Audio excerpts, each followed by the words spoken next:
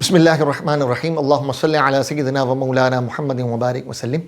تمام دیکھنے اور سننے والے ناظرین و سامعین السلام علیکم ورحمۃ اللہ وبرکاتہ۔ انشاءاللہ عز و جل آج میں آپ کے سامنے ایک ایسا وظیفہ ذکر کروں گا کہ احادیث مبارکہ میں آیا کہ جو یہ وظیفہ صبح اور شام تین مرتبہ پڑھے، اللہ تعالیٰ پر حق ہے کہ قیامت کے دن وہ اسے راضی کر دے۔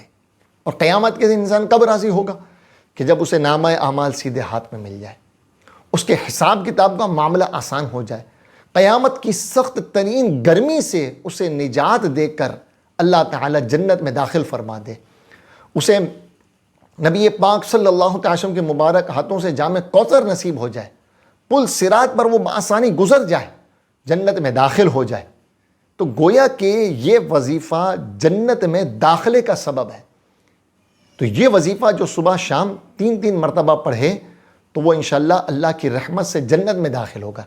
جبکہ ایک اور حدیث پاک ابو داؤد کی حدیث پاک میں ہے کہ جو یہ پڑھے اللہ تعالیٰ اس پر جنت کو واجب فرما دیتا ہے اس پر۔ اور وہ کلمات کیا ہیں جو صبح شام تین مرتبہ پڑھنے ہیں؟ رضیت باللہ ربا وبالاسلام دینا وبمحمد نبیا، میں اللہ کے رب ہونے پر راضی ہوں اور اسلام کے دین ہونے پر راضی اور محمد صلی اللہ علیہ وسلم کے نبی ہونے پر راضی۔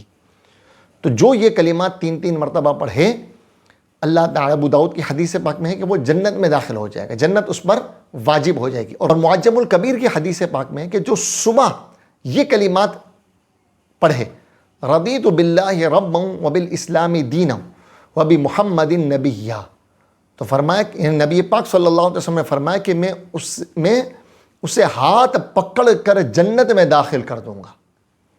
تو یہ بڑا عظیم الشان وظیفہ ہے جنت میں داخلے کے لیے۔ تو اس وظیفے کو پڑھیں، اور بہت ہی آسان وظیفہ ہے، 3 مرتبہ پڑھنا ہے، اور اس وظیفے کو پڑھنے میں آدھی منٹ بھی نہیں لگے گی، آدھی منٹ کا وظیفہ ہے، اور ہم کر لیں تو انشاءاللہ احادیث مبارکہ کی روشنی میں جنت جو ہے وہ واجب ہو جائے گی۔